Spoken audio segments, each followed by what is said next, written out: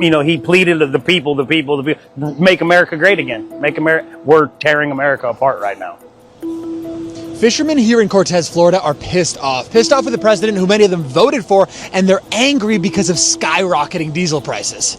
I'm really scratching my head because I voted Republican, and most of us in the fishing industry did, and we're not seeing the positives come out of it. 89 cents for a gallon of gas may catch your attention, especially since prices have skyrocketed. But when you pull up to these Center City pumps, that number changes drastically. $4.89 for a gallon of gas at Shell on Vine Street in Philadelphia. According to AAA, Philadelphians are paying $1 more per gallon in the last month. Some stations in Philadelphia are at $4 a gallon. Others are well above that mark. Why would the war in Iran make grocery prices go up? I'm Andrew. I've been looking at the economic implications of the war. It has a lot to do with this. Fertilizer supply. A huge share of the world's fertilizer comes from the Middle East, specifically something called the Strait of Hormuz, where traffic is basically at a standstill right now. So as farmers try to plan to plant, that creates a lot of uncertainty. And then you got to deal with this. It's the average cost of diesel in Connecticut, $5.04 today. Look how much it jumped up from a month ago. Diesel helps the equipment get through the field. It also impacts shipping costs, which impacts how the food gets to the store that you buy. So when fuel and fertilizer increase, that hits farmers, and that can create an economic impact potentially for all of us at the grocery store. We didn't see, the impact on fertilizer, on consumer prices, on farm prices right away. This time's a little bit different. If we see the acreage pull back, if we see productivity declines, we could start to see an impact on food prices in the near term.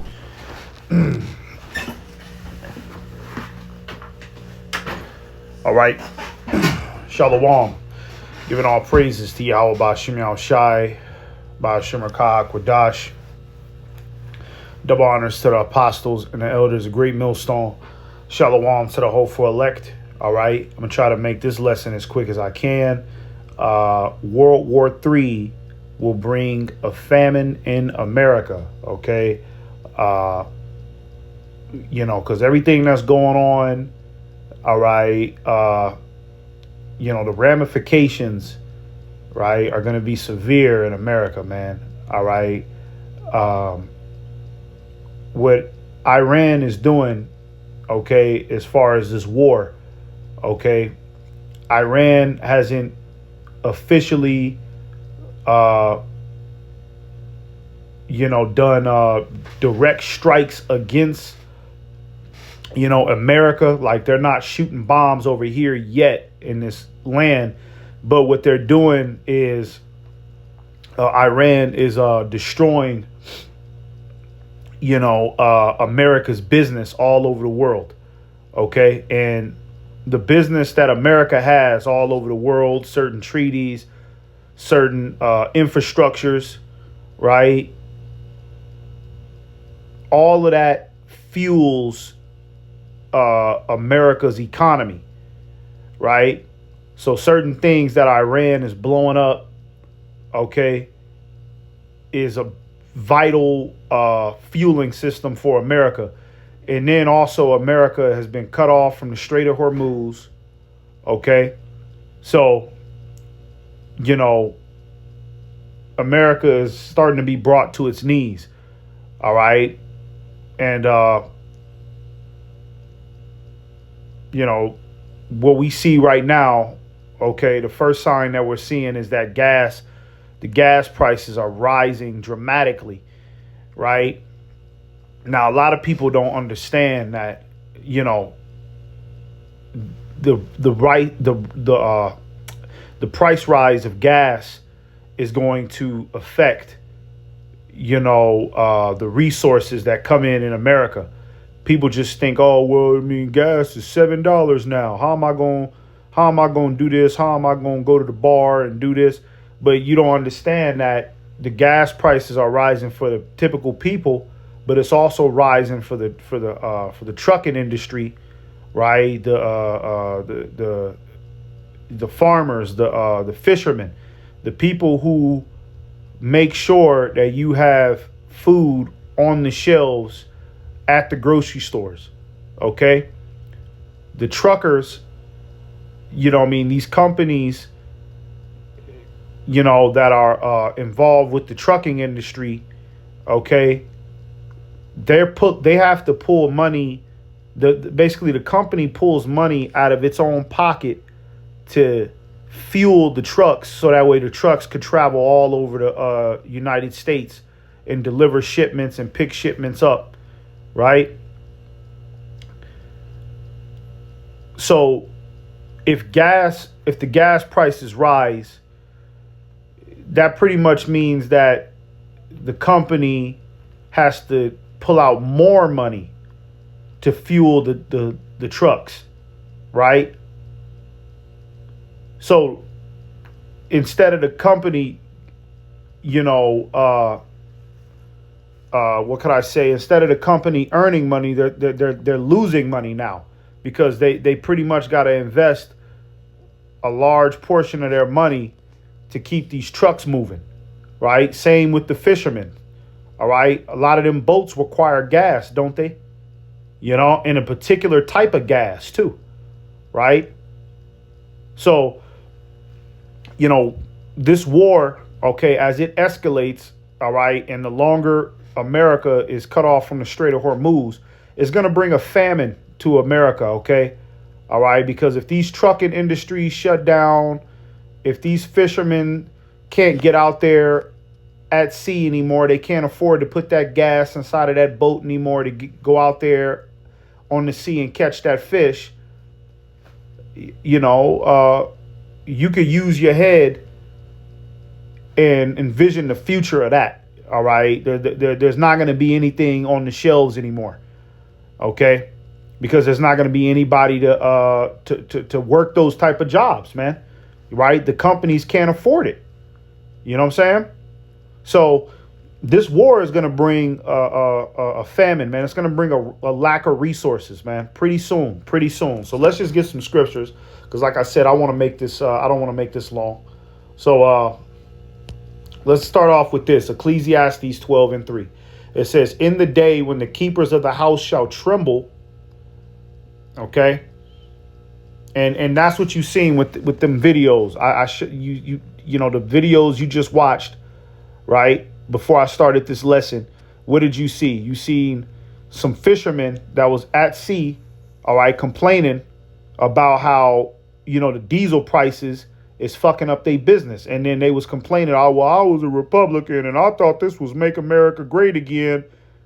No, it wasn't Make America Great Again, okay? It was the whole design was break America down from the inside, and Esau would try to, he's going to try to, pretty much break it down and then introduce the New World Order, right, through a global digital currency. That was the plan the whole time. It wasn't Make America Great Again and put more money in people's pockets, man. Okay? You Edomites that voted for Donald Trump, all right, you motherfuckers is looking stupid now, man. Okay? And then them fishermen, they was sitting there, they look scared. If you look at the video, go back and go watch that video, they look scared. Their faces was looking all shocked, like, oh, what the fuck is going on? You see? It says, and the strong men shall bow themselves, and the grinders cease because they are few. Okay, the workers, the employees, all right? A lot of these businesses that keep this society moving, right, as far as resources that people need, they're going to start shutting down, man. Okay? It's going to start shutting down because, as the war continues, right, you know what I'm saying? And everybody is starting, you notice a lot of these other nations are starting to back out of the deals that they have with America. As that continues, man, certain resources are going to be scarce, and the resources that, you will have access to, it's going to cost you an arm and a leg, man. Okay? So a lot of people are getting ready to get laid off. That's another thing. A lot of these people are going to get laid off too, because if the company can't afford to keep certain, aspects of the company active, right, then that ultimately means that, okay, it might be time to, go ahead and let some of our employees go so that way we could try to save some money. You see? It says, and those that look out the windows be darkened. All right. Now let's get another scripture. This is Joel 1:10, starting at verse 10. It says, the field is wasted, the land mourneth, for the corn is wasted. The new wine is dried up, the oil languisheth. Be ye ashamed, O ye husbandmen. Okay, and that's talking about, these people that are involved in the farming industry, right? A lot of these farmers, okay, they're complaining the same way, okay? Because it all coincides with each other. The fishers, the farmers, the trucking industry, all of this coincides with one another. So they're all going to be mourning, all of them collectively, man. Okay, they're all going to be ashamed. All right. They don't know, a lot of these goddamn farmers, they don't know what the fuck going on. And then you got Esau. He's strategically burning down farms, man. You know what I mean? He's strategically burning down the farms, man. Right? Hang on, give me a second. Give me a second. Okay. Hang on.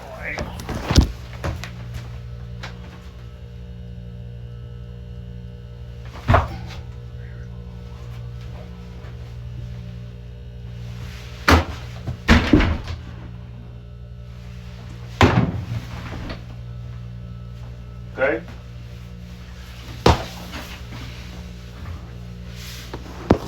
All right. But yeah, like I was saying, Esau is strategically burning down these farms, right?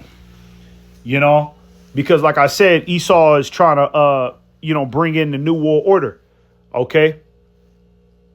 A lot of these farmers, all right, a lot of them, I'm not going to say that they're sovereign, but, a lot of these farmers, they're well paid based on, a lot of the business that they do, right? Selling their crops and their goods here and there.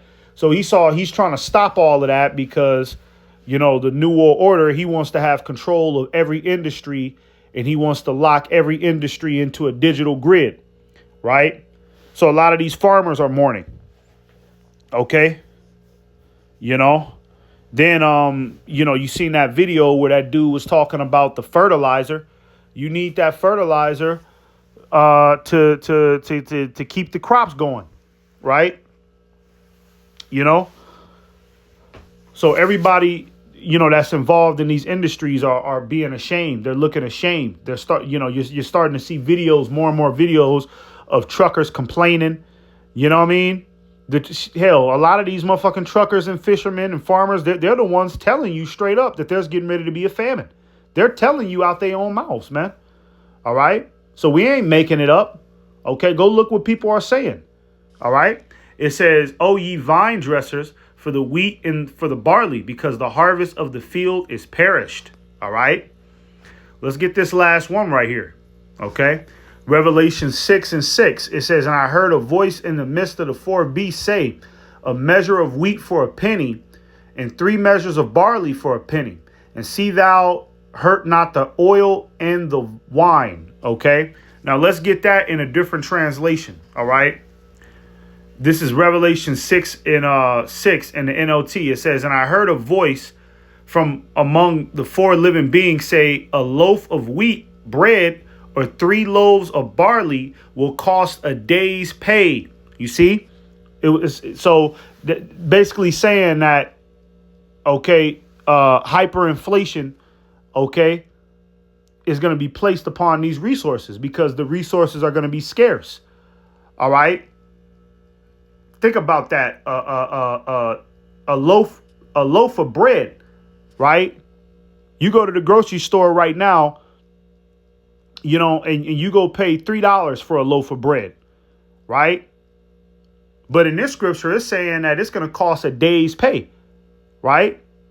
So that means that bread is going to skyrocket from $3 to fucking $20, $30. Imagine that. $20 to $30 for a loaf of bread. You're going to be finished.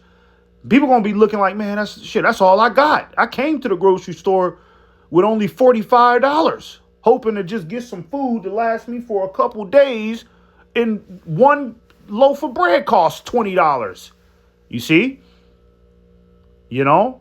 These are the ramifications of the war that's happening right now, man. Okay? And it's going to result in a severe famine in America, man.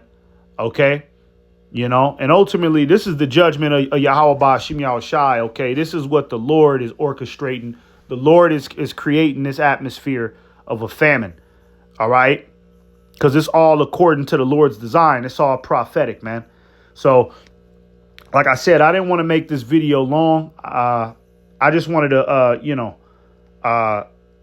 shed some light on this information that was going on between the USA, Iran. Okay, that's all going to result in a famine in America. And then you have other nations that are backing away from the Federal Reserve note, nations that America trades with. Okay, they're backing out of the Federal Reserve note and they're tapping into the BRICS currency, right? So it's looking all bad for America's economy, man. Okay, you got top economists that are carefully watching the economy of America, and they're telling people out of their own mouths. They're saying it on interviews. They're saying, "Hey, it's over. You know, start stacking up, start trying to save shit because it's over. All right, it's only a matter of time. It ain't no repairing America, man. That's why the scriptures talk about take balm for her. Let's try to get that. We'll finish it off on that. If it be, she may be healed, right? Because America's not going to be healed. It's not going back to the glory days, okay? You know, when gas was $1.20. You will never see that again, man. Okay, it's only going to get worse and worse. You're not buying a hot dog or a fucking burger for 50 cents again. This is what a lot of you idiots thought what was going to happen when you voted for Donald Trump. Okay, you thought that it was going to go back, you know, but that shows you that the average American doesn't even know how the economy works. You just think that because Donald Trump gets in office, he just snaps his fingers and now gas is 75 cents a gallon. You crazy as hell, man. All right. This is Jeremiah 51:8. It says, Babylon is suddenly fallen and destroyed. Howl for her, take balm for her pain. If so be, she may be healed. Okay? And it's not going to be healed. All right? It's not going to be healed. All right? Verse 9, it says, we would have healed Babylon, but she is not healed. There it is. So there's no restoring America, man. Okay? There's no restoring. America will not be restored. It's only going to get worse. It's only going to go downhill. Okay? It says, forsake her and let us go everyone into his own country, for her judgment reacheth unto heaven and is lifted up even to the skies. A famine is coming to America, man. Okay? It's only a matter of time. All right? Who knows, man? It could be full blown before this year is out, man. Okay, it could be full-blown famine. I'm talking about, you know, people starving out here, you know, families starving. You know, it could be that this year, okay, with everything going on. So, Lord willing, this was an edifying lesson. I'll give all praises to Yahweh Ba'Shem Yahushai. Shalom. Shalom.